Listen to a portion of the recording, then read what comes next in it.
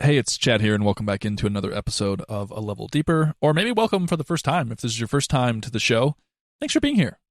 Thanks for joining in on meaningful conversations like this one, the one that I'm about to share with you today, which is my conversation that I have with a friend of mine, Dave Resseguie. By profession, Dave is a coach and a trainer. He coaches sales teams, sales people, especially within the financial services industry. And that's not really what this conversation is about, because Dave is also a father. He's also a man of faith. He's also a person of intention who wants to build an intentional life, or as he calls it, a blended life. I wanted to have Dave on the show because he is someone that I have met and interacted with a few times in person. And every time I do, our interactions are filled with meaning. We seem to go a level deeper in the context of we were working together, we were filming things together. The first time I encountered Dave, actually, he was speaking at an event that I was at, and he had this way of using emotion and telling stories to really capture the audience's attention. It captured my attention to the point where I was like, "Hey, man, I think you've got something here." And the way that he communicated was really effective and moving, and that just was consistent in all of the other further interactions that we had together. Actually, when I was first making a list of the guests that I'd like to have on this show, he was in the first 10 people or whatever that I wrote down that I wanted to have as a guest. And so it's cool that now here we are, 40 episodes in, and I get to share my conversation with Dave. Dave's going to share on this idea of the blended life, what it means, how you can apply it to your life to achieve more rhythm in the things that are important to you. We're going to talk a little bit of business. Dave is just someone that I respect greatly as a business person, as a father, as a man of faith. I just have a lot of respect for him. So this is me getting the chance to sit down with him for an hour and just kind of pick his brain on, hey, how are you going about building a business and raising a family and being a good husband, being a good father? How do you approach all of these things in your life and do it in a way that is filled with joy and gratitude that I see every time I see you online and I experience every time I'm with you in person? So we're going to jump inside the brain of Dave Resseguie today in this conversation, and I hope you enjoy it.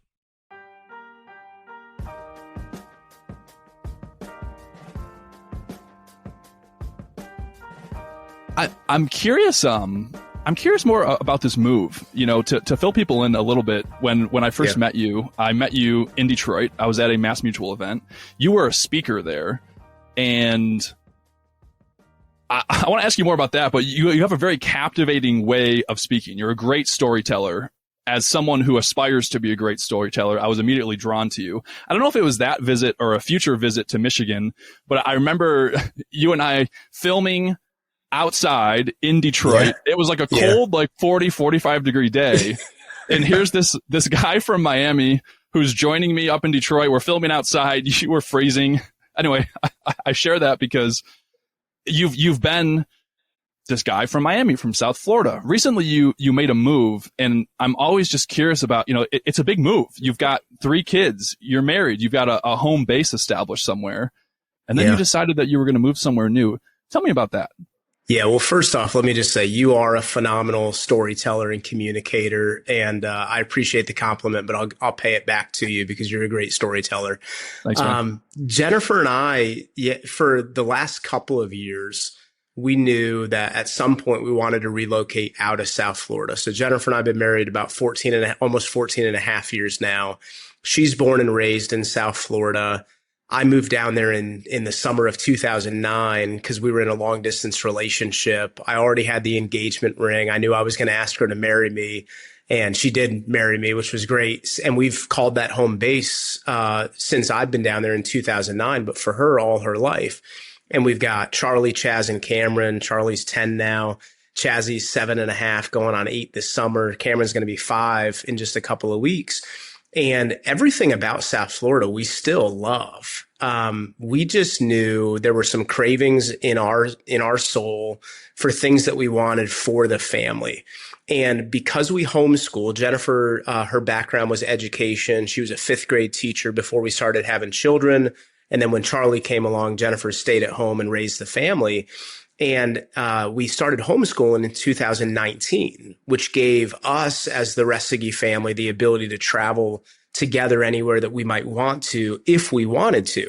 So we don't need to be anywhere in the country for schooling. My company is either virtual training, one-on-one coaching on Zoom or on the telephone, and then traveling to speak at company meetings. So as long as I have an airport in close proximity, I can operate out of anywhere. And as much as I love the ocean and all the things culturally and from an accessibility perspective in South Florida, I grew up in a small town in upstate New York where I had 4 seasons every year. And there was a craving in me that I wanted the change of seasons. I just didn't want the frigid cold that I had in New York, or I spent time in Chicago. I knew that there was like a line in the country for both Jennifer and I that we weren't going to go further north of. And we really narrowed it down in our mind maybe 3 years ago to 2 locations. We were looking at Charlotte, North Carolina, and we were looking at Nashville, Tennessee. So we created a 10-day vacation where we spent a couple of days in Charlotte. We knew we wanted to stop in the mountains in Knoxville, Tennessee area, like Sevierville, Pigeon Forge, that area to travel. And then we wanted to go over to Franklin, Tennessee specifically, and the lake out on the northeast suburbs of Nashville. And on the way through from Charlotte to Knoxville, we just stopped in Greenville for like 12 hours. I have a friend that lives in the Clemson area. We were going to see him and his family. And neither of us had ever been to Greenville. And we stayed downtown and we thought, wow, this is a really charming, cute downtown, real small city vibe, but it's booming. There's all this business coming. There's these young families that are growing. And we caught a vision for, wow, we need to at least add that to the list and now turn 2 cities into 3. So we came back to Greenville months later, spent 5 days, one Easter in Greenville, and we just fell in love, man. So we decided, we bought about 30 minutes outside of downtown. And to give you some perspective, in South Florida, like I lived in Coral Springs, which is a real nice town in Broward County, very city oriented town, but we lived in a, private gated community, access to anything within a few minutes. And it was great. And I had what I viewed to be like the prime lot in our community because I had the front yard, the side yard, and the backyard. But I had maybe 0.2 acres. And my kids love nature, and so did Jennifer and I. Jennifer especially. I could live in a downtown city area, but Jennifer wants country and space. And there's something in me that loves that as well. So we fell in love with everything Greenville had to offer. We bought a place with 4 acres. Now, my neighbor has hundreds of acres because it's a family farm that's been here since 1847. So there's this beautiful view of the foothills of the Blue Ridge Mountains right outside my back door. And we're loving it, man. The kids just can run around, have a blast, play. We've got a great wooded area. I can do bonfires again with the kids. It's just, we're loving it. So that was part of the story of Greenville.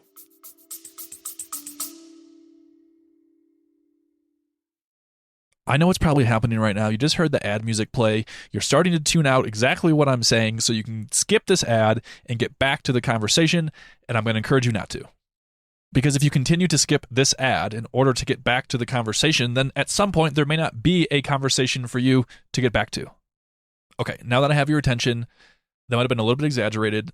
Likely, I'm not going to stop producing this show, but you can help me make this show a lot more viable, and so I can continue doing this into the future. Fun fact, I don't make any money from this show. In fact, I actually pay in order to create these episodes on a weekly basis. And while that may not exactly seem like your problem or your issue, if you like meaningful conversations like the ones that we have here, well, then it is your problem.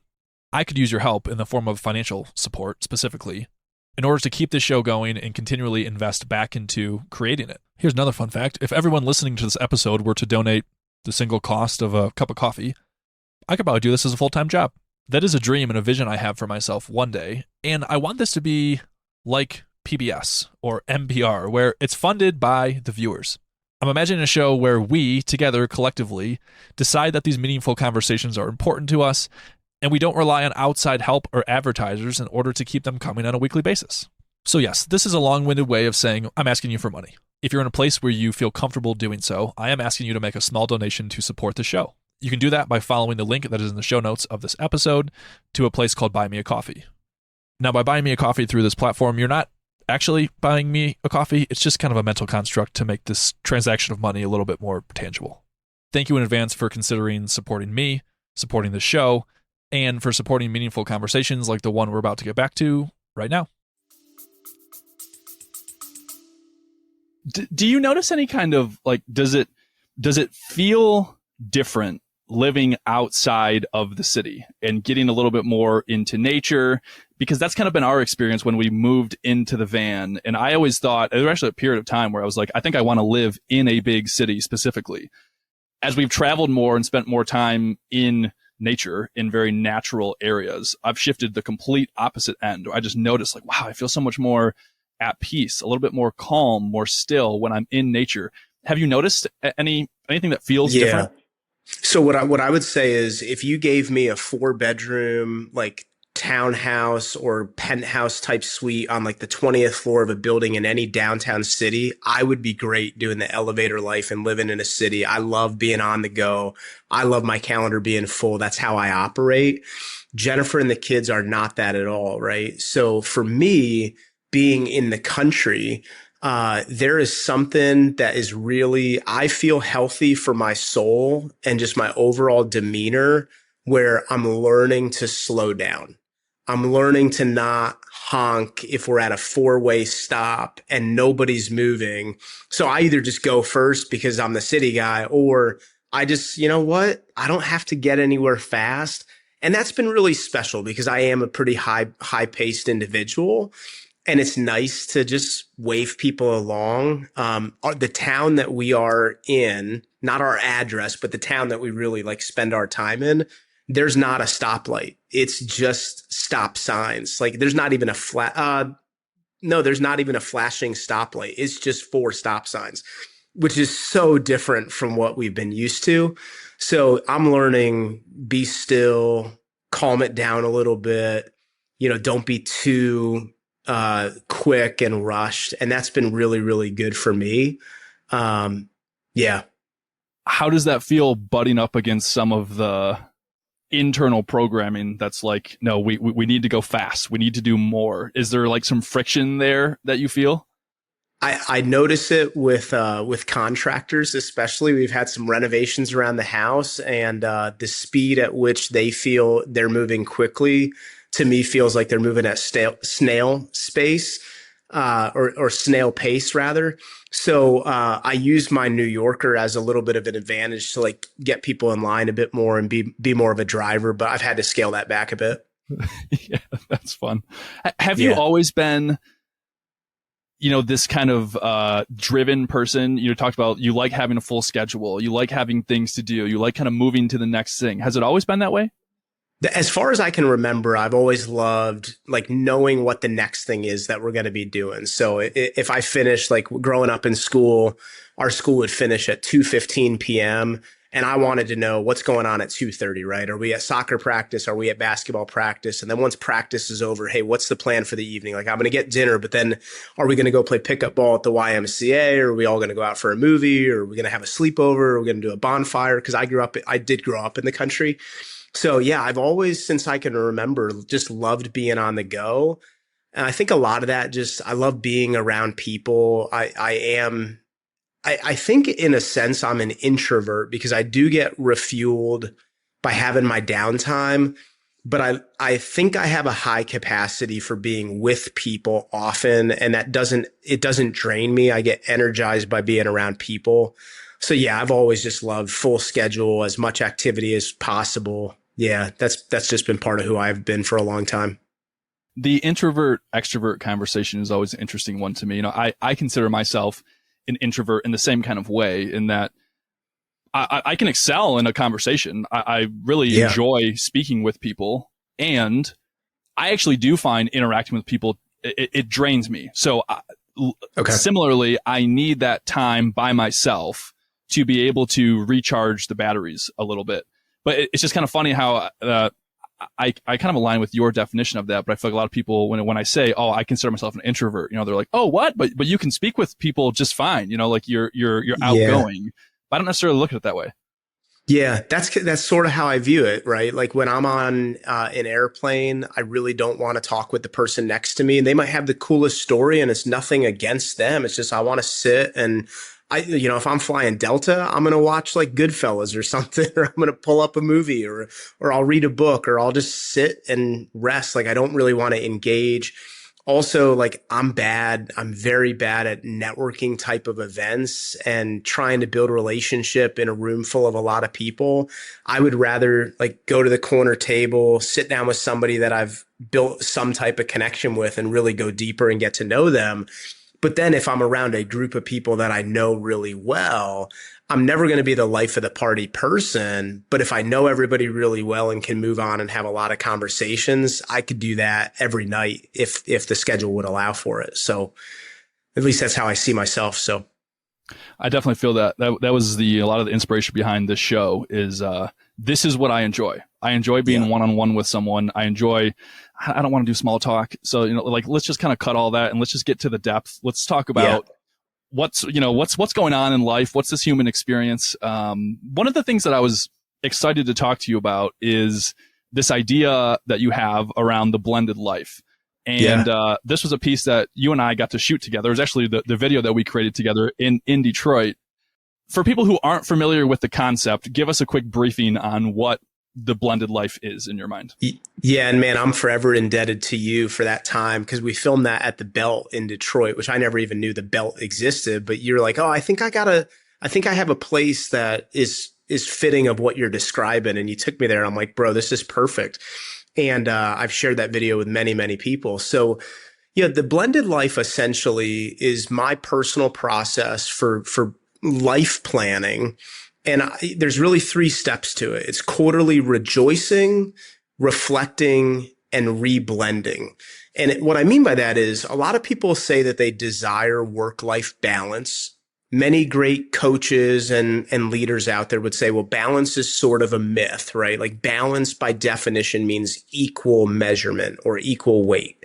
And by design, you're going to have times and seasons of your life where you're going to choose purposeful imbalance, right? Like when Jennifer and I had our daughter, Charlie, in March of 2014, the week after we had this newborn baby, we were fully invested in family. And I can promise you, I probably wasn't spending as much time in the gym or in the business as I was. And it was a purposeful imbalance. And I think what we're striving for is not necessarily balance, but what we're striving for is a healthy rhythm of life, or we're striving to experience deep levels of satisfaction and engagement and impact in many different segments of our life. And as a driven individual, I think you're driven as well, like thinking about achievement and accomplishment and living life on purpose. Many, many people were always thinking in the future. And that's a strength. We're thinking, what more do I want to achieve? And what more do I need to change about who I am or how I do things to accomplish a greater outcome than I've accomplished before? Or what do I need to change about my systems and processes in order to grow? And those are great questions thinking about the future. I just really believe the timing of that question is critically important. I really think we should ask ourselves those future questions after we've taken time to look back and rejoice and celebrate how far we've come. And I didn't even know this when I put together the idea of the blended life and the video. But, Dan Sullivan is the head of strategic coach, which is a very popular coaching platform that's out there. And it's the concept of like the gap versus the gain, right? The gap is if you think about where you're at today and where you want to be in the future, there's a gap separating you from who you want to be. And you can ask yourself, what do I need to do to hurdle that gap? The gain is wherever you are today, looking back at how far you've come, what have you gained? What have you achieved? I prefer to start there and celebrate. So the rejoicing piece is I just take time every quarter to look back at a 3-month block of time and celebrate what are the biggest wins that are happening in my life. Like, what events was I able to be a part of? What family outings did we have? What conversations did we have? Who did we spend time with? What clients did we bring in? What new meeting were we able to finally keep with somebody that we've been working on for years? And I just take time. It's actually in this yellow journal right behind me. Like, and there's a reason that's a yellow journal, but we could get into that maybe later. And I'll bring it back a little bit just so none of this is sort of like personal and private stuff. But, I list out on one page all the different things that I'm grateful for that had happened in the previous 3 months, and literally anything that I see. So like, I'll look at the camera roll in my phone and I'll look at pictures of places that I've been. And I might see, oh, we took the kids out to Grazers and had ice cream and did an Easter egg hunt. And I'll write that down. Or it might be Jennifer and I shared a great bottle of wine and had an awesome conversation one night as we watched the sunset, near the mountains, right? And it could be simple things like that. It also could be I closed the biggest deal that I closed all year so far, or it could be I was able to go watch the Mets play at Citi Field, or whatever it might be. But you celebrate. And then after you celebrate, then you can do some reflection on where do I feel like I'm at in 8 different areas of my life, right? I think we all value our family. We value our friendships. We value our career. We value our finances. We value socially and culturally the things that we do for fun. We value our faith or whatever we do to have a sense of inner peace. We value our educational growth and the things that we're learning, right? We also value our health and our fitness and our nutrition, right? Those are 8 segments of people's lives that I think we all cherish. So I just ask people, after you've celebrated and rejoiced, take an honest self-assessment of where do you feel like you're at right now in each of those areas. So there's a circle and there's 10 mini circles inside of it. And I ask people on a scale of 1 to 10 in each of those 8 segments of your life, where do you feel like you're at? And a 10 would be you're thriving, life is amazing, couldn't be better. And a 1 would be, hey, Chad, if I'm honest with myself, the wheels are kind of falling off in that area of my life. Like, it's causing me a lot of hurt and a lot of pain and a lot of just frustration and stress or worry. And subjectively, whatever number you would assign to that segment, just, take a blue Sharpie marker and highlight on that number and fill it into the 0. And then you have a 1-page document that gives you a visual of what areas are thriving and what areas are a bit more weak. Then you can ask yourself, all right, how do I bring my life back into a re-blend, right? How do I think about living each of these segments in these next 3 months in a more full way? And it's a really simple question. I just say, ask yourself, Chad, what are 1 or 2 things in each of these segments of my life that I am 100% in control of, that when I do them over the next 3 months will make me feel like I'm making awesome progress in that area of my life?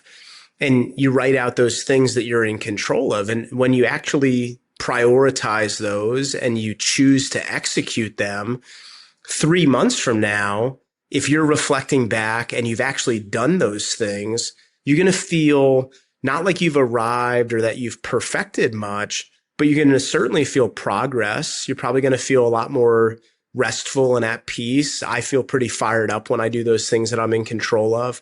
So that's been probably one of the most therapeutic gifts that I've been able to give myself 4 times a year.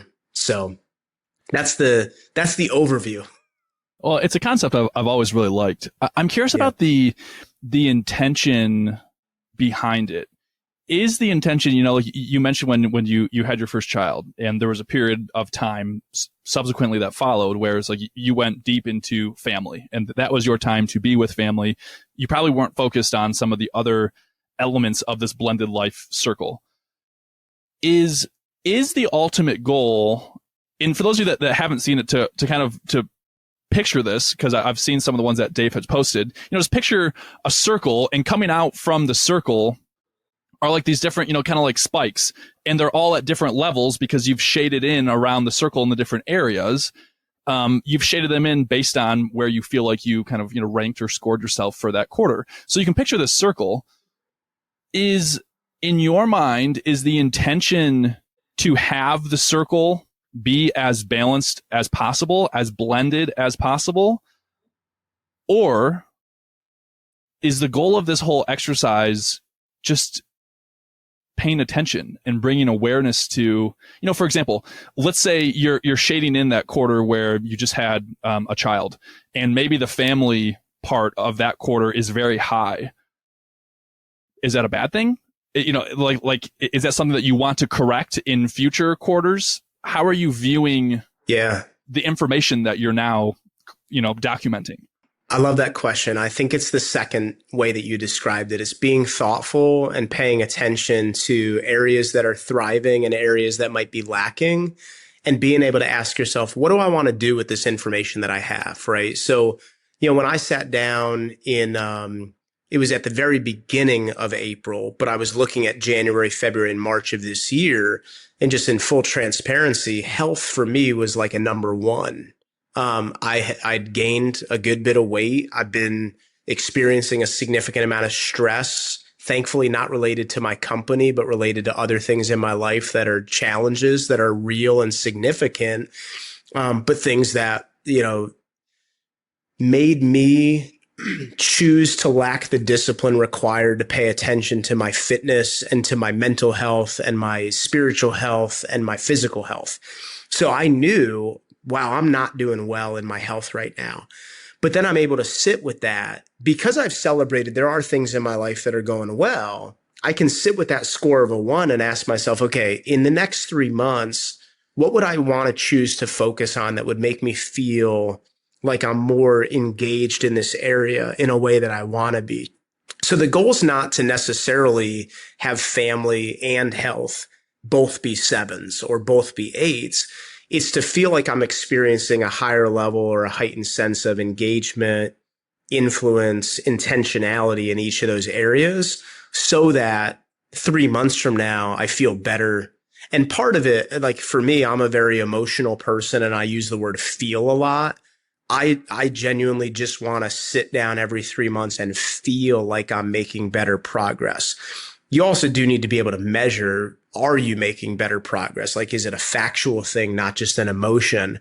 But it's the thoughtful thought around how do I want to improve each segment of my life. I'm curious about, you just said that you consider yourself a very emotional person. You use I feel a lot. Yeah. That feels in some ways like it could be opposite of a very high production, high, pushing forward, driving type person or personality.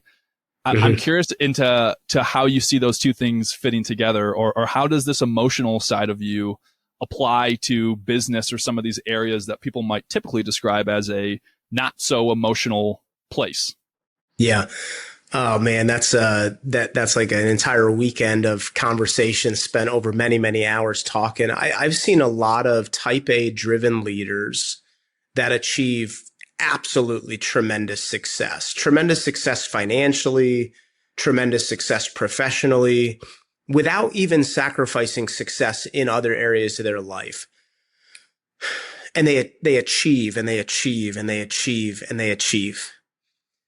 But they don't get to take enough time this is just in my perception of their reality, right? It's just my perception of what they're going through. They don't get to tap into, wow, how awesome was that success? Because they've too quickly moved on to what more do I want to achieve? And they don't get to deeply feel the success. They don't get to feel the joy. They don't get to feel a certain level of progress or completeness. That's actually who I think this exercise helps the most, because those individuals that are those drivers, far more of a driver than even I might be, they're the ones that don't generally take time to look back and celebrate. They just know I'm doing well, I'm going to do more. But when they stop and they recognize all these wins, they feel great. But even perhaps more impactful than that, they're able to bring others along with them that much more effectively, because they notice that some success they had in the last 3 months is attributed to the work that this team member did, or that their assistant did in scheduling a meeting for them, or that their life partner did because of a conversation that they had and they made an agreement on something. So then they are a little bit more quickly to acknowledge the progress of another individual, which makes that other individual feel great. And, some percentage of people out there are feelers. We're the emotional people that we need to be recognized for the things that we did that helped contribute. And if you're a type A driven leader that's not celebrating, you might be missing an opportunity to speak love or encouragement into a team member that's craving your validation and affirmation. How do you see feeling and using the phrase "I feel"? How does that fit into the business world for you? This is something that I've been exploring a lot on my own. Yeah. I'm actually in the next hour or so, I'm starting with a new client, and in part of my process with a new client, I do some kind of expectation setting. And one of the recent expectations I've started setting when I'm starting with someone is, you're going to hear me use the phrase, I'm going to ask you a lot about how you feel about things, not what you think about them. I'm going to ask you how you feel about them. And I kind of just set the expectation that, I'm going to bring emotion into these conversations. Yes, we're doing marketing. Yes, we are looking for business results. Those things are important. And I believe that we can't just eliminate how we feel through the process, because that, to me, that's taking our humanness out of business. And I just don't feel like we can do that. I don't feel like we can separate the two. How does feeling and that phrase, "I feel," how does that fit into your picture of the business world or the work that you do? Yeah. So I was just asked last week, like, hey, Dave, how can you quantifiably prove that your program works? So I'll give you a specific example. I do a 12-session virtual training program with many companies in the financial services world. And it's all around the basics of helping their advisors get more referrals, schedule more appointments, better use fundamentally strong language to overcome common objections, asking great questions and listening well to influence people to take better action on their financial planning. That's the program. And the response I gave to the individuals asking me, how do you prove to us that this is working? My response to them is, first and foremost, I do not ask any firm to give me quantifiable numeric metrics on where was your team before we started working together and where are they now that we've worked together. Now, some teams choose to do that because they want to study it themselves, but that's not a requirement that I'm going to have of them. Here's how I know it works. And this is the part of I feel it works, right? Here's how I know it works. Clients continue to retain me and invite me back. And they wouldn't do that if it wasn't working for them. And whether it's working to help them drive a number of performance or productivity, or it's working simply because I bring something to their culture that's special, that their team loves, and they just want me to be a contributor to it, it works for that. Then I can share success stories of, well, we did specifically see one advisor go from $220,000 to $450,000 in 1 year. And we believe what contributed most to that was this one conversation because that's what they executed on. So I pay attention to the specific drivers that I think are best working, but ultimately it's, do you feel like our collaboration and the partnership and the job that you've assigned me to do is serving a purpose, not just helping people be more successful financially or professionally, but more successful to this definition, right? John Wooden defines success this way. He said, success is peace of mind that's a direct result of self-satisfaction in knowing you did your very best to become the best that you're capable of becoming. So do you feel that our work together is contributing to your team and yourself living out a greater level of success, personal satisfaction that you're being your best? And if somebody would say, Dave, I don't think it is, they're not going to retain me. And thankfully, we get retained more often than we don't. So yeah, I feel like it works really well. And if that style doesn't work for a client, fantastic. There's plenty of other people who do very similar work to what I do, perhaps as successfully. And you can hire them. And I probably know who they are. So I'm happy to give you their cell phone number. Reach out. Let them know that I told you great things about them. It takes a lot of confidence, belief in, and I think defining your values and how you want to operate as a business person to be able to say, look, this is how I do my work. This is how I work with people. and to be okay with if someone's like, that doesn't jive with me. I don't work that way, to be okay with saying, all right, that's okay. That is okay. Yeah. And it just means that we're probably not meant to work together. And that's all right. There are more people out there. That's definitely an exercise I've found myself mentally going through as, have you always sort of looked at it that way? Or is this something you've built up to with experience, time? Here's the challenge, right? And as solopreneurs, right, we encounter this on a regular basis, right? If you, as the person asking for someone to give you business, if you need their business, like if you need the revenue that comes from that business, it can be really challenging to take the stance or the approach that I shared. So the tipping point for me in being able to have a little bit more set resolve that I'm not for everybody and that's okay, and everybody doesn't need to work with me, it came at a point where I knew financially we don't need them to say yes. And whatever spot that is for a sales professional or a recruiter, or like if I don't need someone to say yes, that's a great spot, because then absolutely none of this is about us anymore. And that's the hardest part as an entrepreneur to be in. I need them to whatever. I don't ever want to need anybody to do anything.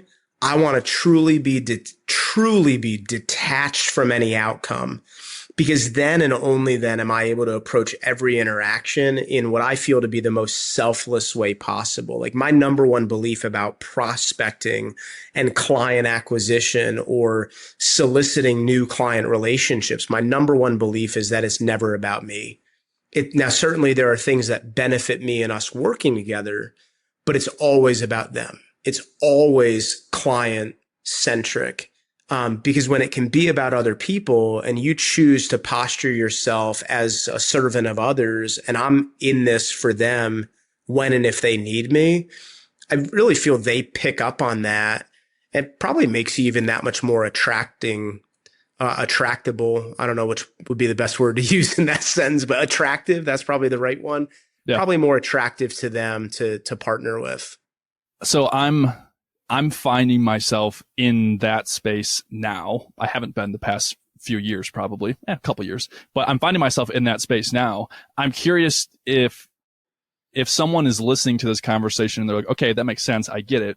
And I'm not there yet. I'm still maybe earlier in my entrepreneurship or solopreneurship journey.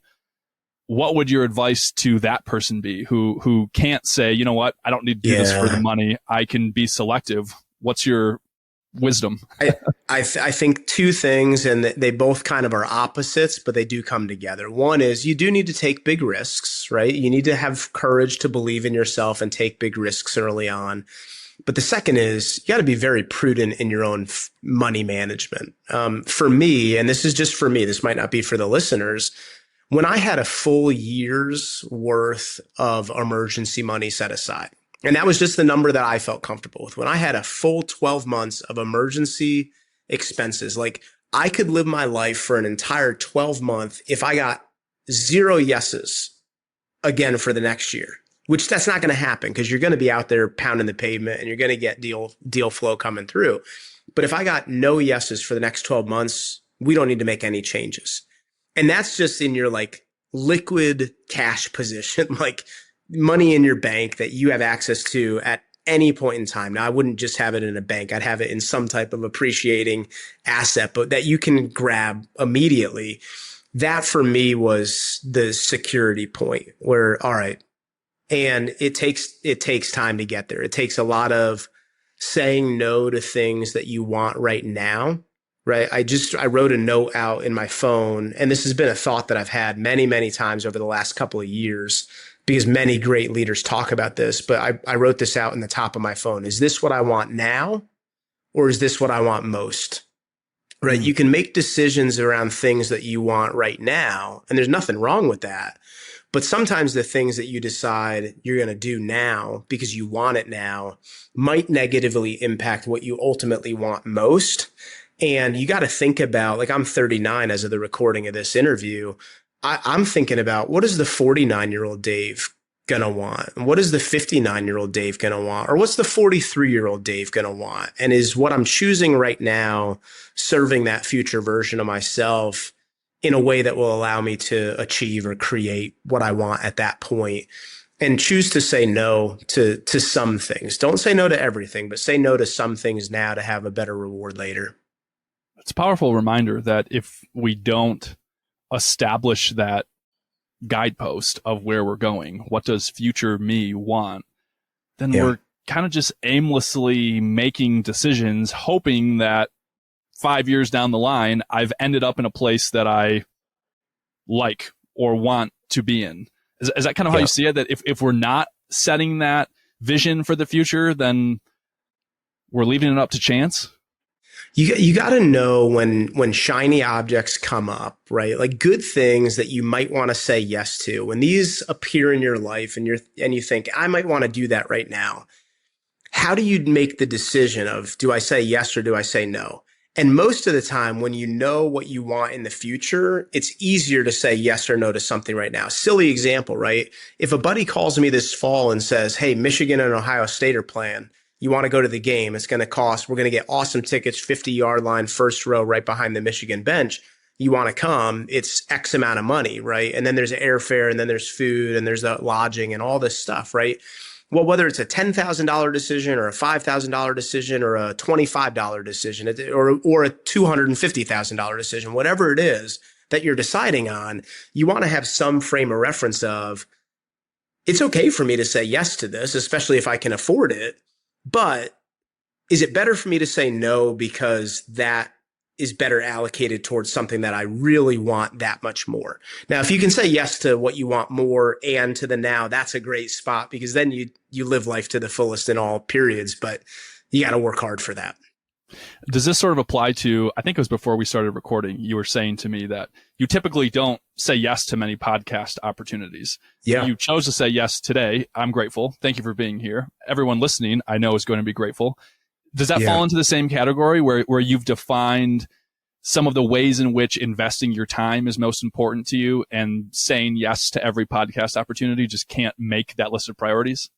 Well, and just to be clear, it's not like I'm the number one go after for many people on their podcast. Like, we got to bring Resseguie in. But what I shared with you before we started recording is I generally say no to many podcasts unless the person doing the podcast is a friend or somebody that I personally have a relationship with, right? Like, a lot of times I ask myself, is this person going to be able to correctly pronounce my last name? And if I don't know if they can, the answer is probably, I don't think I should be on this podcast, right?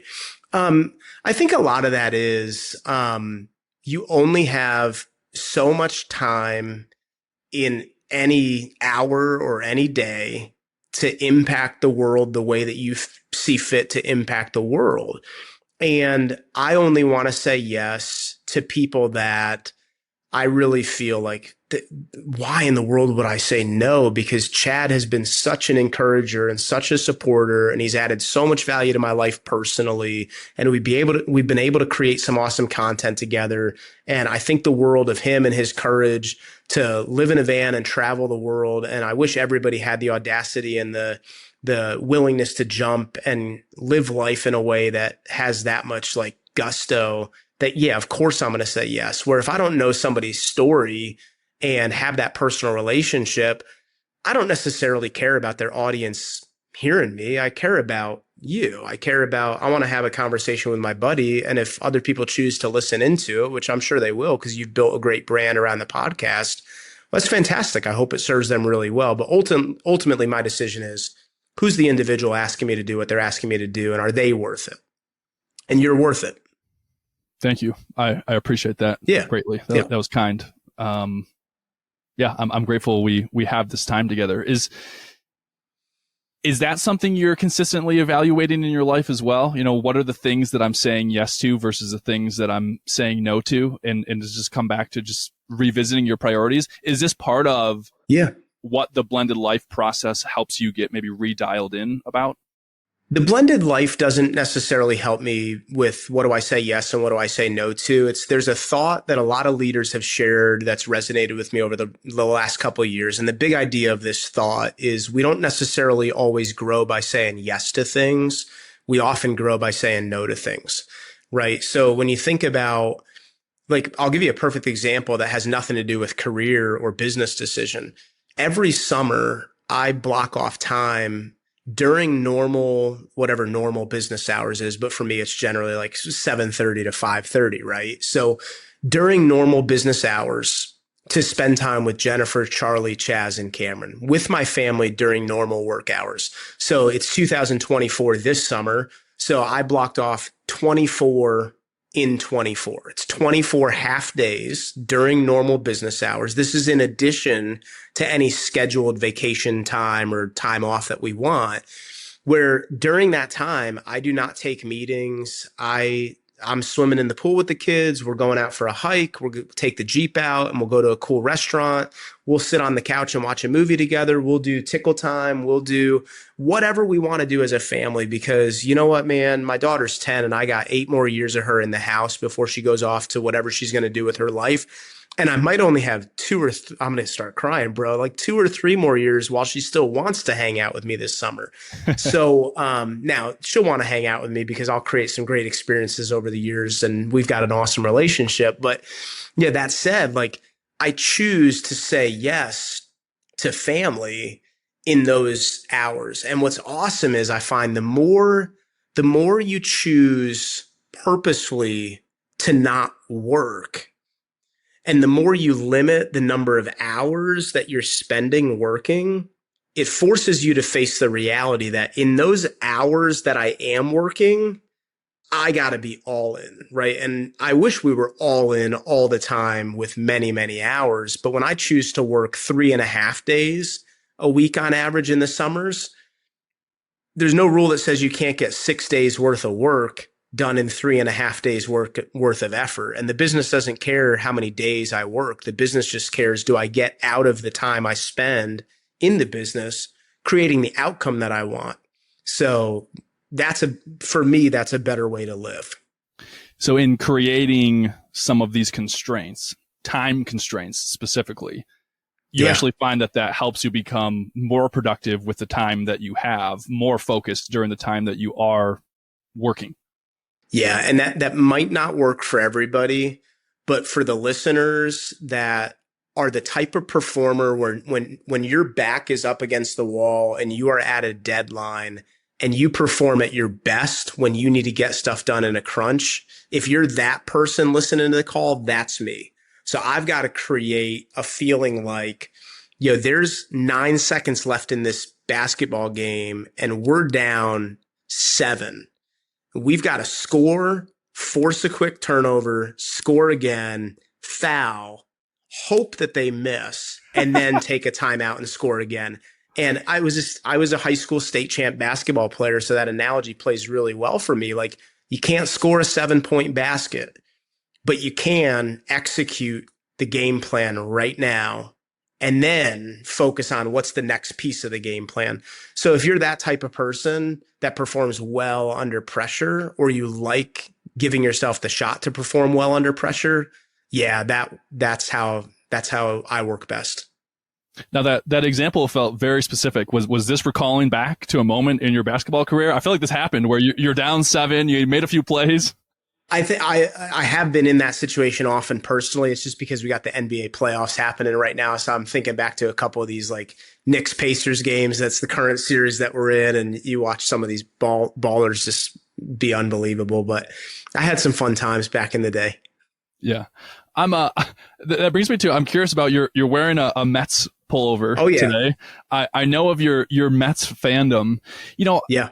I don't know if it was a conversation with my wife, Eileen, or with someone recently, but I was trying to describe sports fandom to someone who didn't really maybe embrace or wasn't a huge sports fan.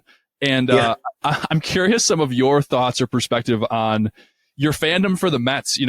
I'm not a huge baseball guy, but correct me if I'm wrong. I'm not sure that the Mets have had a ton of success in recent years. So that might hurt, but take me into the mindset of being a fan, because I'm just curious your perspective on what is it about the Mets, about sports that just pulls you in?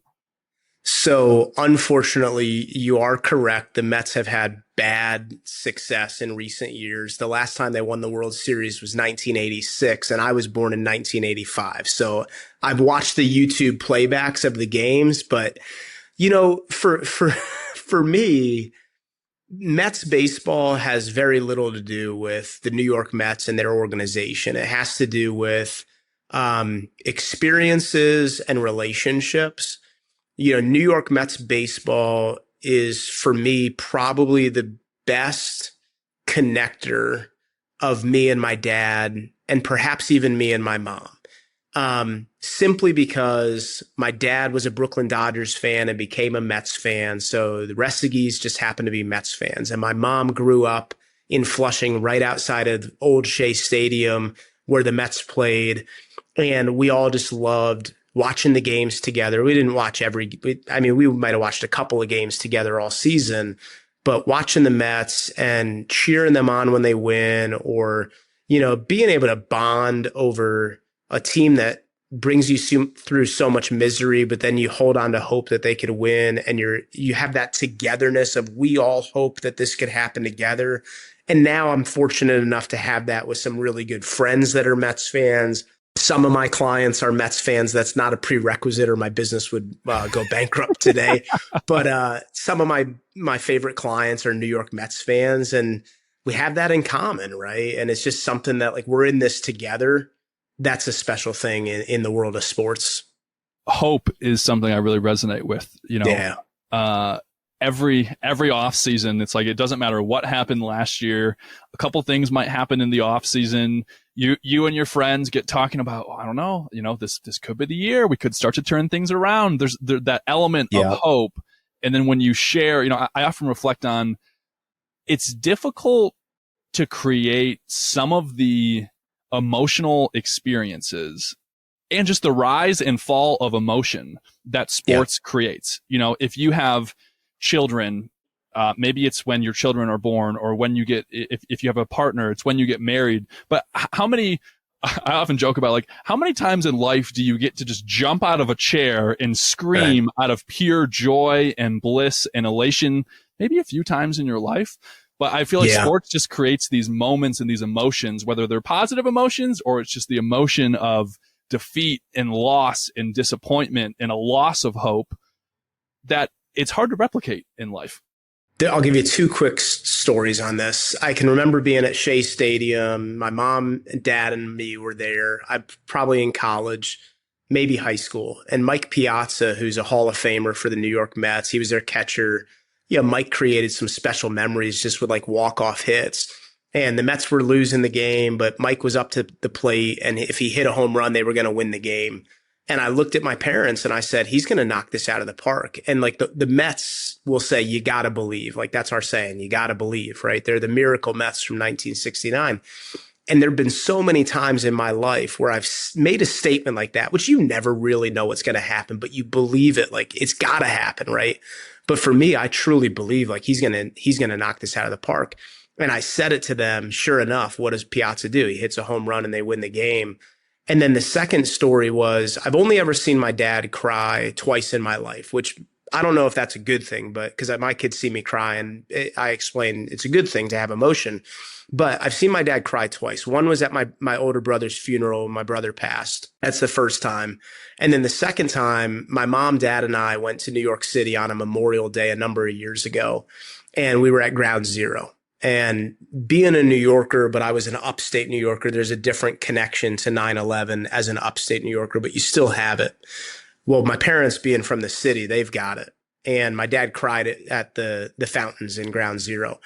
And that day, that Memorial Day, my dad and I went to Citi Field to watch the Mets play the Yankees.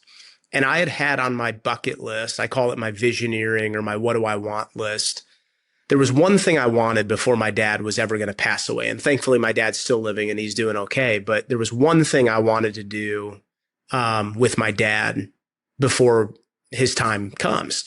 And it was, as silly as it was, I wanted to see the Mets play the Yankees at Citi Field. So we went, and on Memorial Day, super patriotic, two New York teams playing against each other. And David Wright hits a home run to give the Mets the lead, and they win the game against the Yanks. And it's just a game that meant nothing in the big scheme of that season. But to me, dude, that game and that time being with my dad on Memorial Day, same day I see him crying at ground zero, he and I are screaming at the top of our lungs, celebrating.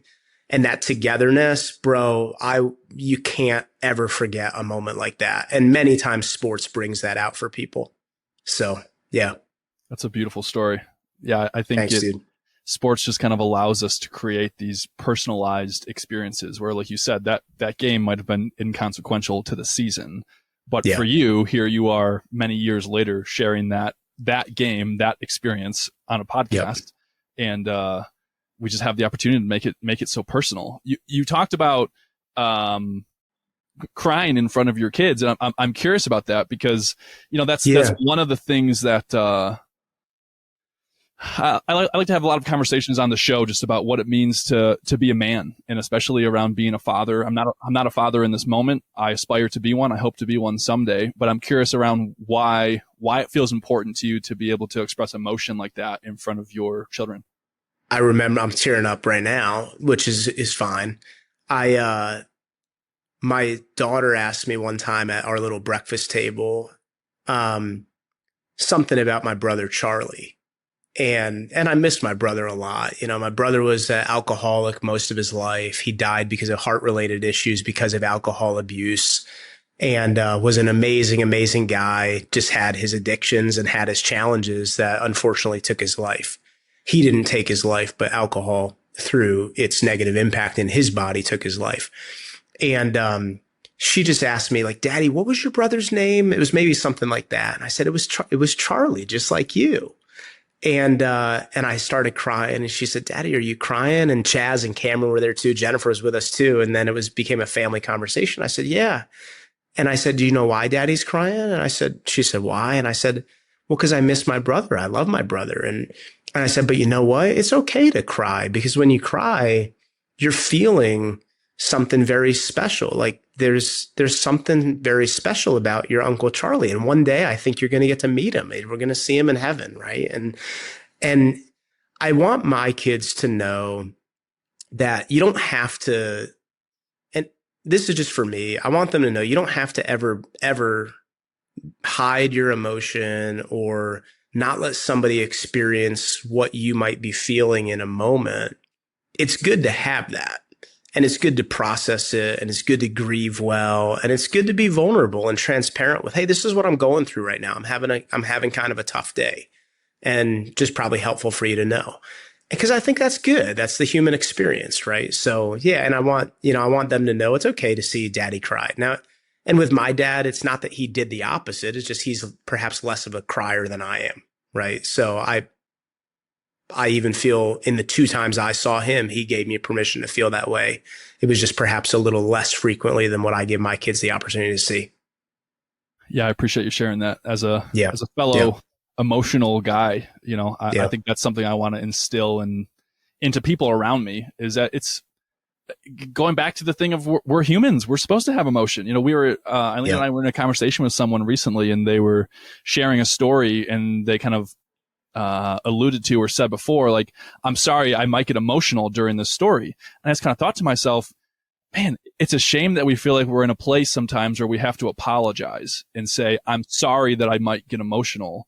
And I just want to sit there and be like, I don't think we should ever have to apologize for the fact that we feel emotion and we are emotional people. What a beautiful thing. What a gift. And I think, like you said, it empowers other people then to be like, oh, maybe this is okay to be able to have some of this emotion, and maybe we're better off if we express emotion. Yeah, often when I speak, I share stories that are very emotional. There's a lot of them that I have, and I'll share with the group, y'all, hey, I might get emotional, and I think that's a great thing. I think emotion is a strength, and just by saying that out loud gives me the permission where if I feel like I want to like cry a bit in front of the group, not for an extended period of time, they're not my therapist. But it can be a great collective experience to say, hey, it's good to feel this, because this might build a bit more passion or conviction in whatever the applicable lesson is to us in our life right now. Yeah, I appreciate that greatly. Yeah. I want to wrap up our conversation around, you mentioned the color yellow in your yeah. notebook, and Yeah. I know you as a very grateful person. If Yep. anyone follows you on social media or anywhere where they might see the things that you talk about, gratitude is a very core theme to who Dave Resseguie is. Tell us how the color yellow ties into that idea. Yeah, we did a video together on this one too, which was really special. So, a number of years ago, it's probably about a decade ago now, I had a coaching relationship with John, and John and I would talk every 2 weeks just for 30 minutes. And he was really, really impactful in my life. And I was having one of those days about 10 years ago where I was frustrated, and a lot of things were challenging, and a lot of things just weren't going the way I wanted them to go. And John's first question on every call is, hey, Dave, what's got your attention that would be impactful for us to talk about? And I said on that call, I said, John, listen, like right now I'm pretty pissed off. I'm pretty frustrated. And if it's okay with you, I just need to vent. And because if I don't vent to you, I'm probably going to unnecessarily take it out on like a Starbucks barista, and they just don't deserve it. So can I just vent? And he said, go for it. And I just kind of went off on all the things that were upsetting me that day, and which is not normal for me, but it's good to get that out too, especially in a healthy way by talking through it with somebody.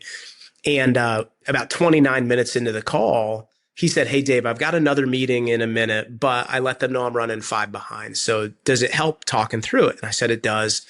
And he said, I got a question for you. In your commute to the office, and my commute at that point in my life was about 90 minutes round trip with no traffic, probably 2.5 hours a day that I was in the car, and it was major highways in South Florida. He said, in your commute to the office, taxi cabs don't count and school buses don't count. How often do you see yellow cars? And I said, not really all that often. And he said, okay, for the next 2 weeks between now and our next call, I got a homework assignment for you. Every time you see a yellow car, not a cab, not a school bus, but any other type of yellow car, I want you to out loud say yellow. Will you do it? And I said, sure. So the ride home that day, I see a yellow car. I say yellow. Ride in the next day, I see 2 or 3, yellow, yellow, yellow.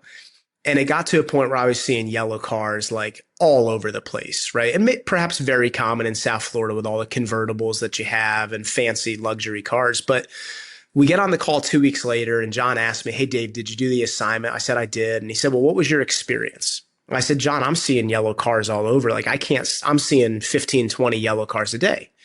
And he said, well, what did you learn by doing it? I said, what I learned is, there's a lot of white cars and black cars and silvers and grays and navies and reds. There's like these normal color cars that exist. And even though I knew the yellows existed, they often get lost in the backdrop of all the normal color cars that are out there. But when I acknowledge them out loud, they come to the forefront, and I recognize them more often, and I see them more often. And he said, that's a good lesson. He said, what's the transferable truth, right? 2 weeks ago, we were talking, and you were pretty frustrated, and you were really pessimistic, and you really were in a negative headspace. What did you learn by doing the exercise? And I said, what I learned is, just like life, right? Anyone that's striving to achieve anything great in their life, the normal things that happen in our lives oftentimes are very challenging, especially for an entrepreneur, right? You face a lot of adversity and rejection, and you face a lot of setbacks, and you face, indecision, right? And I said, if I'm not careful, all these objections and all this rejection and all this frustration of building, and it's feeling like you're pushing a 5,000-pound boulder up a hill, that can just be the normal day to day, and I can lose sight of all the yellow. I can lose sight of all those things in my life that I have that I can be filled with intentional gratitude for. So I said, John, I just need to see more of the yellow. I need to think more frequently about what am I filled with intentional gratitude. So now every time I see a yellow car out loud, I don't just say yellow, but I ask myself in this very moment, what's one thing that I'm deeply filled with intentional gratitude for? The kids, we saw yellow cars this weekend. I was for Mother's Day, we were walking through the parking lot of the restaurant that we were at, and we saw 2 yellow cars. And I asked the kids, what are you most grateful for right now? Right. And they said, mommy, of course. And I think they said, Cody, the dog. Right. So that's why in my journal where I'm exercising intentional gratitude, I have a yellow one. And it's a special it's a special exercise to incorporate into your life to help you see the positive that much more. What a cool exercise to bring your kids into as well. Yeah. Start facilitating that next generation of gratitude. And for those of you that are listening, there's also a little yellow car sitting right above Dave's head. There's a yellow, looks like maybe Corvette or Ferrari up there. It's a Ferrari up there. Yep. Okay. Yeah. That story, the first time I heard you share that really just stuck with me. And this is a great reminder for me. And I'll have to, as Eileen and I are driving around, we'll have to bring the yellow cars back into our intention. I think that'd be a great gratitude practice for us to have all these hours that we spend on the road. Although there might not be too many cars up in Alaska, but that's okay. We'll still keep an eye out for them. You're going to find one. Pay attention. You'll find it. I love it. Dave, thanks for being here with me. Yeah. I'm grateful for our time together. You're someone who I respect. I respect you. I respect the man that you are, the father that you are, the business person that you are. So it was meaningful to get to just kind of pick your brain a little bit and hear some of your perspective on things. So thank you for being willing to invest the time with me. I really appreciate it. Thanks for having me, man. Really, really special spending the time with you. If people wanted to find you, connect with you, learn more about your work, what would be the best way for them to do that? From a social media perspective, I'm only active on LinkedIn. So if you search Dave Resseguie on LinkedIn, I'm on there. You certainly can Google Dave Resseguie and my website will come up. We've got our Forbes profile that'll take you to all of our different profiles, and you can connect with me any way that you want. Excellent. Thanks, Dave. Yeah. I appreciate it. Thanks, bro. Appreciate you.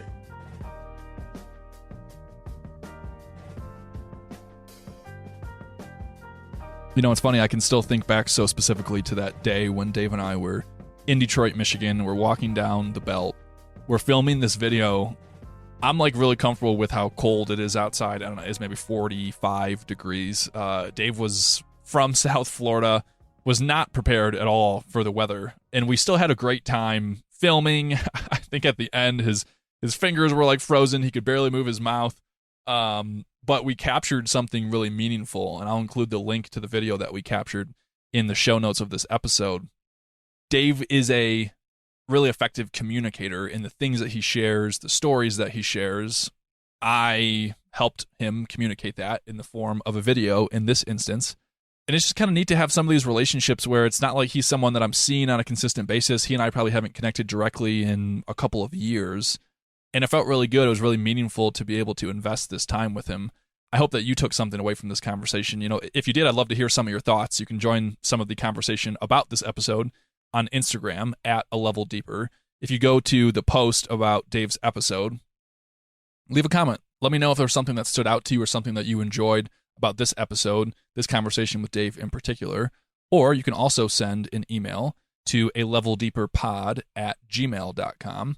You can get in touch with me directly. I mean, I'd love to hear from you. I like taking the concepts or topics from some of these conversations and then trying to figure out what can we dissect from them and how can we now turn this into something more actionable that we can bring into our own lives. So if you enjoy doing that, I'd love to hear from you. Once again, if you want to become a sort of investor in this show and continue to support meaningful conversations like this conversation with Dave, the one that you just listened to today, then in the show notes, there's a link to Buy Me a Coffee, which is a platform where you're not actually buying me a coffee, but it is a way to financially support this show and help make it more viable for me to continue to create it and put out more meaningful conversations. Because I think that the world needs more of them. And if you feel that way as well, your support would mean the world to me. And it's just helpful to keep this show going and keep this show viable. So thank you in advance for being willing to do so. I think that's all for me. That's all I've got for you today. I will be back again on Tuesday of next week with another episode, and I hope to see you then.